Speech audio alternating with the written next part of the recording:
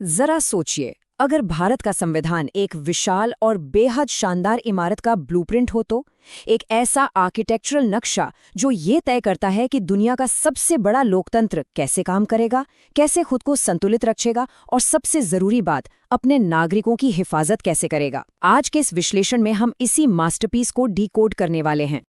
आज हम इस ब्लूप्रिंट के हर एक कोने को छान मारेंगे। हम सरकार के 3 मुख्य स्तंभों को समझेंगे, उसके बाद हमारे संघीय ढांचे और आपातकाल के नियमों पर नजर डालेंगे और अंत में देखेंगे उस बुनियाद को जिस पर ये सब टिका है, यानी हमारी चुनाव प्रणाली। तो चलिए सबसे पहले बात करते हैं इस लोकतांत्रिक इमारत की नींव की, सरकार के 3 मुख्य स्तंभ। अब देखिए, कोई भी बड़ी इमारत सिर्फ एक खंभे पर तो टिक नहीं सकती है ना। इसीलिए हमारे संविधान ने पावर को 3 अलग अलग हिस्सों में बांट दिया है। पहला है विधायिका, जिनका काम है देश के लिए कानून बनाना। दूसरा है कार्यपालिका, जो इन कानूनों को जमीन पर उतारते हैं। और तीसरा है न्यायपालिका, जो इन कानूनों की रक्षा करते हैं। काम तीनों के बिल्कुल अलग हैं, लेकिन ये एक मशीन के पुर्जों की तरह आपस में बहुत गहराई से जुड़े हुए हैं।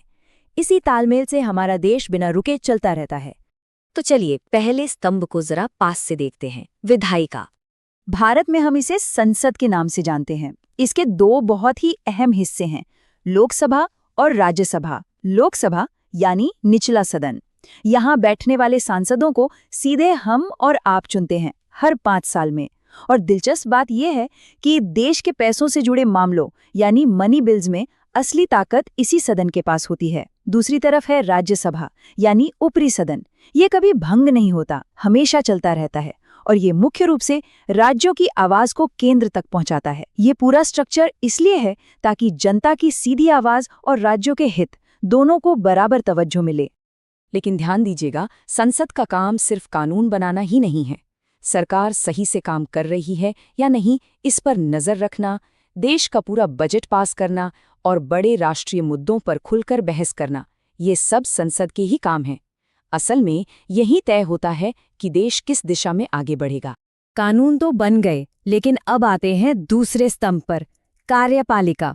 कागज पर बने कानूनों को असल जिंदगी में लागू कौन करेगा, यही एंट्री होती है कार्यपालिका की। इसमें 2 सबसे बड़े पद हैं और उनके बीच का फर्क समझना बहुत जरूरी है। एक तरफ हमारे राष्ट्रपति हैं, देश के प्रथम नागरिक और संवैधानिक प्रमुख।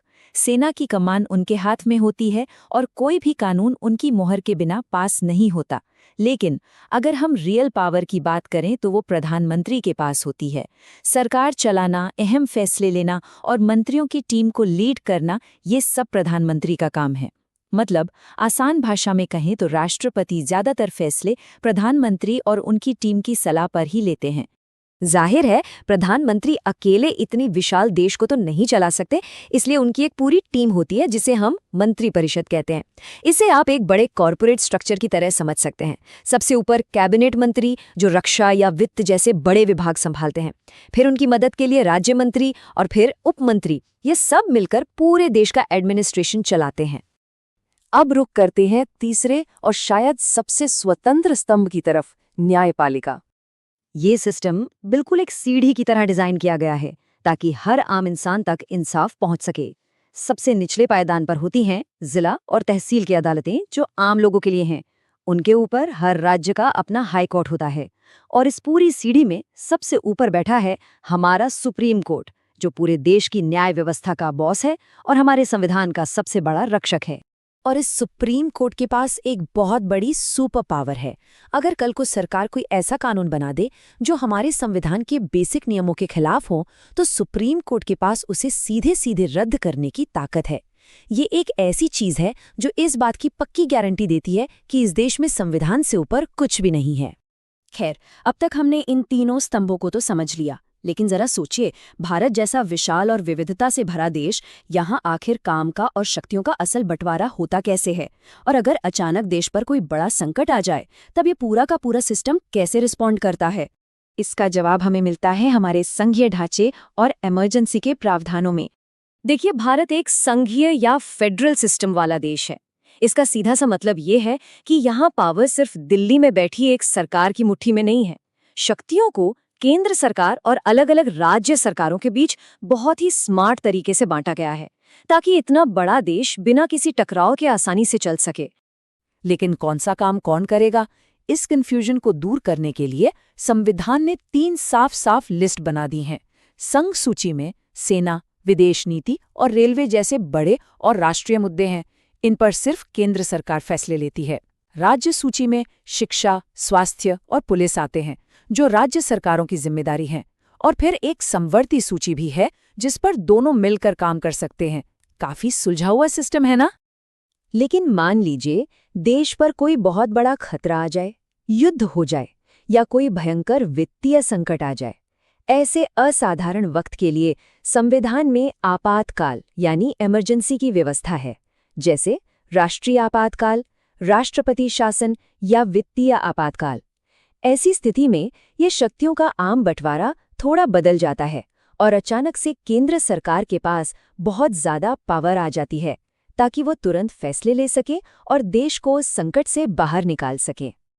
अब आते हैं उस बुनियाद पर जिस पर ये पूरा का पूरा ढांचा टिका हुआ है, हमारी चुनाव प्रणाली। आखिरकार ये एक लोकतंत्र है और यहाँ जनता ही सर्वोपरि है। हम वोट देते हैं, तब जाकर ये सरकारें बनती हैं। और इस पूरी चुनावी प्रक्रिया को बिना किसी धांधली के बिल्कुल निष्पक्ष तरीके से करवाने की जिम्मेदारी है चुनाव आयोग की। ये एक पूरी तरह से आज़ाद और स्वतंत्र संस्था है। इनका काम सिर्फ चुनाव की तारीखें निकालना नहीं है, बल्कि ये सुनिश्चित करना है कि हर नियम का सख्ती से पालन हो, ताकि जनता का इस सिस्टम पर भरोसा हमेशा बना रहे। तो इस पूरे विश्लेषण को अगर हम समेटना चाहें तो निचोड़ क्या निकलता है? वो है बैलेंस ऑफ पावर, यानी शक्तियों का संतुलन। विधायिका, कार्यपालिका, न्यायपालिका और केंद्र व राज्यों के बीच का ये पूरा सिस्टम कुछ इस तरह बुना गया है कि कोई भी एक संस्था इतनी ताकतवर न हो जाए कि वो अपनी मनमानी करने लगे। हर कोई एक दूसरे को चेक करता रहता है।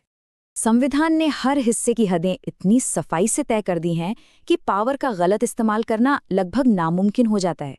ये सच में सिर्फ एक किताब नहीं, बल्कि एक जीता जागता सांस लेता हुआ सिस्टम है जो खुद को बैलेंस करना जानता है। लेकिन जाते जाते एक सवाल छोड़कर जाना चाहूंगी।